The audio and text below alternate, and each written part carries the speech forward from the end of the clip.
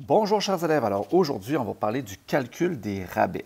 Un rabais, ça se calcule comme une taxe, ce qu'on a vu au cours précédent, sauf qu'on va soustraire le prix. On ne va pas l'additionner, on va le soustraire. On calcule toujours le rabais avant la taxe. En fait, je te dis sincèrement, ça ne changera pas le résultat final.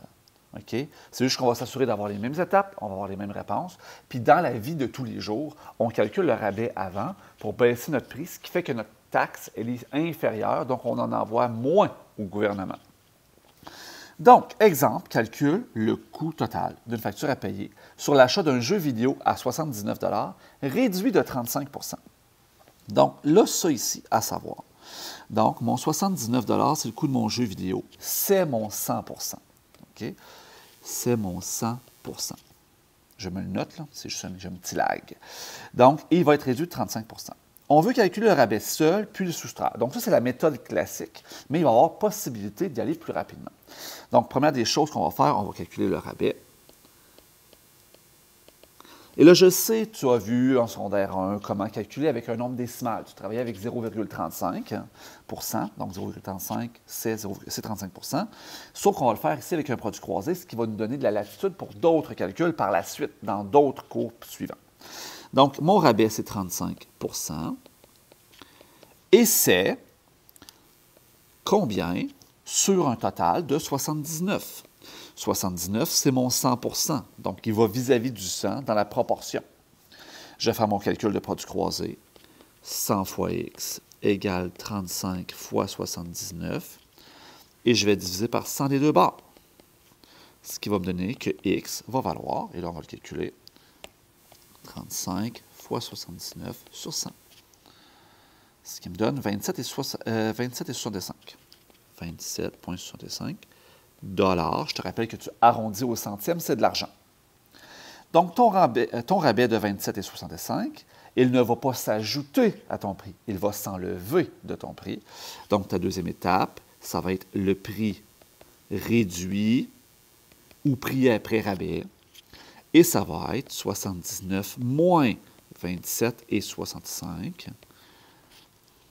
79 moins 27,65, ce qui va donner 51,35. Donc ça, c'est l'option numéro 1. Donc, on calcule le rabais et on fait le prix réduit. Ça se peut qu'on te demande le montant du rabais, donc il faut que tu sois capable de faire cette technique-là. Mais il y a une méthode un petit peu plus rapide, c'est-à-dire, on peut calculer directement le prix réduit avec un pourcentage réduit. Tu peux te noter ici, tiens, on va se faire une petite case ici pour que tu te comprennes bien. Donc, mon pourcentage réduit, c'est quoi? Bien, si moi j'ai un rabais de 35 je paye 100 moins 35 ce qui me donne 65 Je paie 65 de mon article. Parce que j'ai eu un rabais de 35, puis 100 moins 35 fait 65. Donc, je peux directement, parce que souvent ça se fait mentalement, là, cette soustraction-là, donc y aller avec le prix réduit.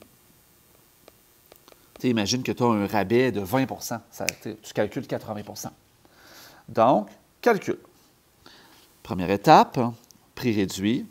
Donc, on va faire 65 de mon article, c'est X sur, ici c'était 79. On va faire 100 fois X égale 65 fois 79. On va diviser par 100. Et ça va me donner mon X qui, sauf erreur, devrait donner 51,35. On va le calculer. 65 fois 79 divisé par 100, ce qui me donne 51,35. Donc, cette technique-là te permet de sauver l'étape de la soustraction, surtout si le pourcentage se calcule mentalement. Donc, ça peut être avantageux de le faire comme ça. Et puis, bien entendu, une fois que ça c'est fait, on va rajouter les taxes. Là, moi, je vais utiliser la méthode rapide. Donc, on va faire le prix avec taxes. Et quand je fais le prix avec taxes, c'est important que je parte de mon montant réduit. OK? parce que je ne vais pas payer les taxes sur tout le montant. Je le paye sur le montant réduit. Donc, ça va être 114,975 sur 100. Ça donne combien? Sur 51,35.